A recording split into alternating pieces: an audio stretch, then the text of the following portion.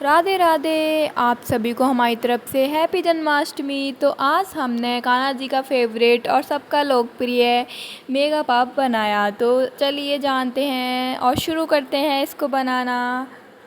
तो सबसे पहले लिए हमने बादाम को हमने गरम घी किया और उसके अंदर डाल दिया और बादामों को हमने अच्छे से तलने दिया, क्योंकि इनको सिकने में टाइम लगता है। तो हमने ले लिए काजू के टुकड़े, क्योंकि हमें टुकड़े ही करने होते हैं, इसलिए हमने काजू के ऑलरेडी टुकड़े ही ले लिए थे। फिर हमने बादामों को अच्छे से तला और उसको हमने निकाल लिया। फिर उसके बाद हमने ले लिए काजू को हमने गरम घी में डाल दिया। गरम घी में डालने के बाद हमने काजू को हल्का सा ब्राउन होने तक उनको भी तलने दिया और काजू के तलने के बाद हमने उसे प्लेट में निकाल लिया। काजू के निकालने के बाद हमने ली चिरौंजी और उस चिरौंजी को भी हमने डाल दिया गरम घी के अंदर। उस चिरौंजी को हमने अच्छे से तलने दिया और चिरौंजी हमारी जल्दी तल जाती है, तो हमने उसको तुरंत निकाल लिया।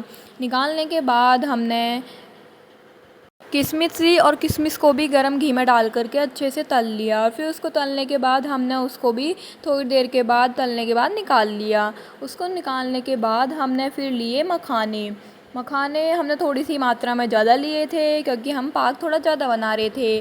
तो हमने मखाने को ले लिया। मखाने का ध्यान रखें कि हम लास्ट में डालें, क्योंकि हमारे मखाने होते हैं जो कि सारा घी पी जाते हैं। तो हमने मखानों को हल्का सा ब्राउन होने तक तल लिया और इनके घी इनमें ज़्यादा होने के कारण हमने इनको न्यूज़पेपर पे निकाल लिया, जिससे ये घी एब्जॉर्ब कर सके।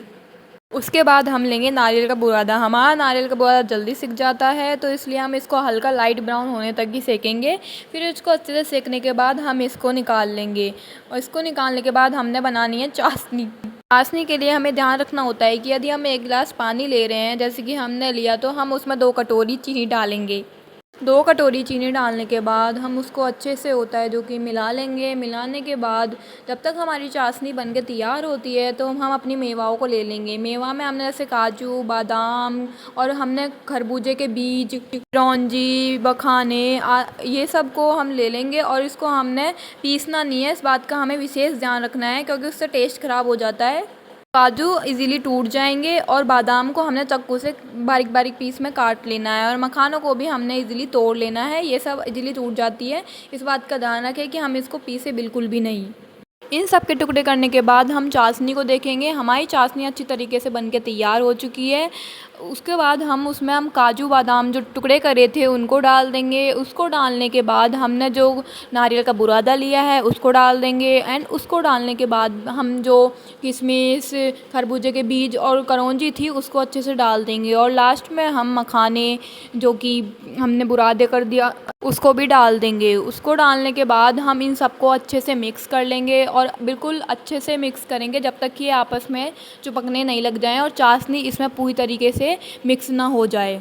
हमको इसको लगातार चलाते रहना है, क्योंकि हम इसको चलाएंगे नहीं तो ये जमने लग जाएगा चाशनी की वजह से। और फिर हमने लेना है घी लेने के बाद हमको प्लेट में होता है जो कि उसको अच्छे से लगा लेना है, जिससे हमारा ये प्लेट पे चिपके नहीं।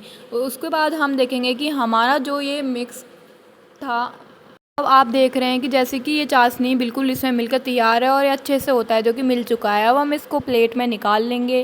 प्लेट में अच्छे से निकालने के बाद हम इसको धीरे धीरे दबाएंगे और प्लेट में शेप देने की कोशिश करेंगे और इसको अच्छे से प्लेट में शेप दे देंगे। हमने 2 प्लेट बनाया है, तो हमने 1 प्लेट में शेप दे लिया। बाकी बचा हुआ हम दूसरी प्लेट लेंगे और दूसरी प्लेट में भी हम इसको जल्दी जिससे जमे ना, तो दूसरी प्लेट में भी हम इसको अच्छे से निकाल लेंगे और निकालने के बाद हम इसमें भी इसको अच्छे से शेप दे देंगे।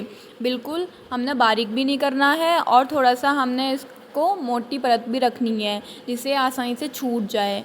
उसके बाद हम इसको 3 से 4 घंटे के लिए पंखे के अंदर रख देंगे, जिससे कि ये अच्छे से शेप ले ले और अच्छे से जम जाए। फिर हम इसको जन्माष्टमी पर सर्व करेंगे और इस तरीके से हमारा पाक बन के तैयार है। अगर ये आपको अच्छा लगे तो प्लीज़ लाइक एंड सब्सक्राइब करें।